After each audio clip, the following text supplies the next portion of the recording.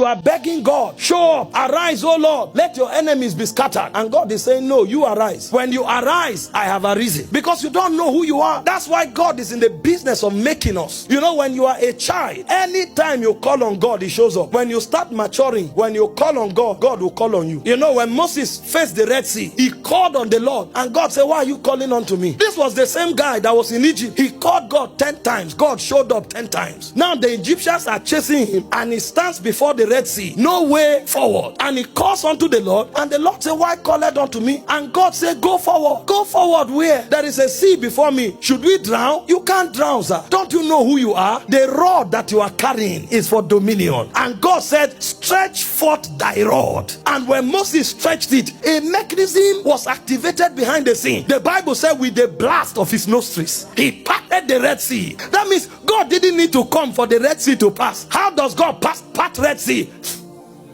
That's what Moses was calling God. Lord, Lord. He said, no, when I sneeze, the Red Sea parts. He said, with a blast of his nostril, he parted the Red Sea. But Moses didn't know that as a glorified being, he was dominion in motion. He didn't know. It took many years for Moses to discover. That's why as you study your Psalms, a point came when Moses understood that glory was dominion. The Bible said when Israel left Egypt, the land of a strange language, it said Judah was his sanctuary. It said Israel was his dominion. It said the sea saw them and fled. It said Jordan went backward. It said the mountains skipped like rams. And it said, oh yeah, sea, why fleddest thou? Oh yeah, mountains, why skippest thou? Oh yeah, Jordan, why goest thou backward? Guess the answer they gave. It said, let the whole earth tremble at the presence of God. Because when Moses is coming, the entourage of heaven is coming. Moses didn't know.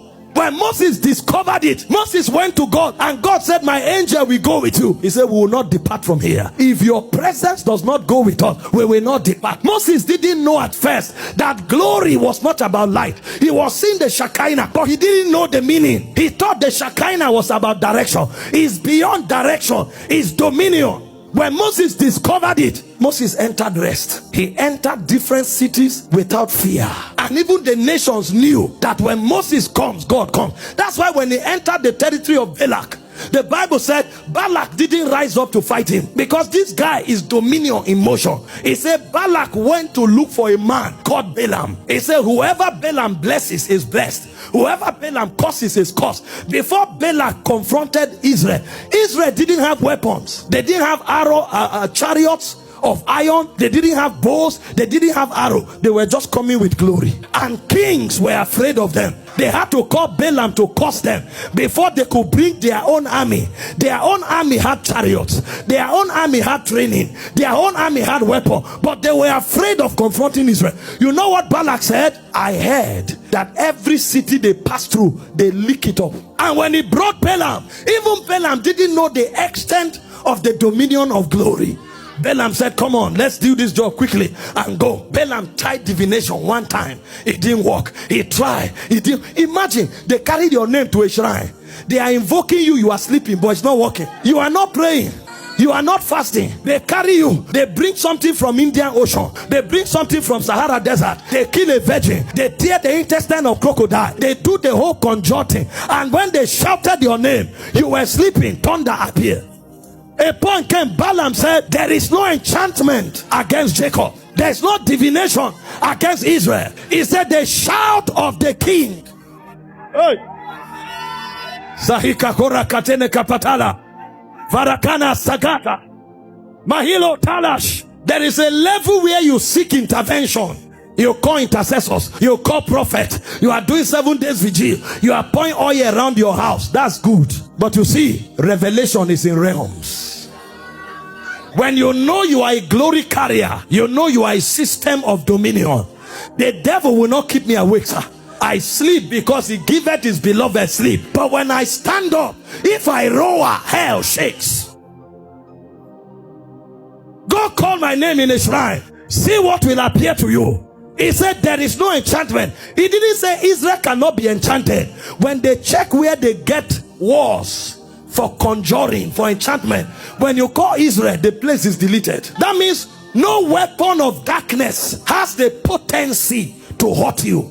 That's why I said they will come in one way, they will flee in seven. He said, although the enemy comes in like a flood, he said the Spirit of the Lord will lift up a standard against them. He said there's no enchantment against Jacob. There's no divination. You can't enchant me, sir.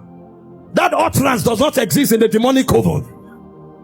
He said, gather together, you will scatter. Take counsel together, it will not stand. Speak the word, it shall come to naught. For our God is in our midst. For he maketh the devices, he frustrated the devices of the crafty, so that their hands cannot perform their enterprise. See, let something rise in you, sir. You are not ordinary. You are not ordinary. Imagine you go into a shrine and you say, you want to conjure a charm against Angel Michael. No, sir. The shrine will catch fire. Because that being, the shrine doesn't have the sophistication to handle him. But guess what? What you carry is the glory of God himself. There's no shrine that can trap me, sir. What I carry is superior to shrines. This software is too advanced for demonic intelligence.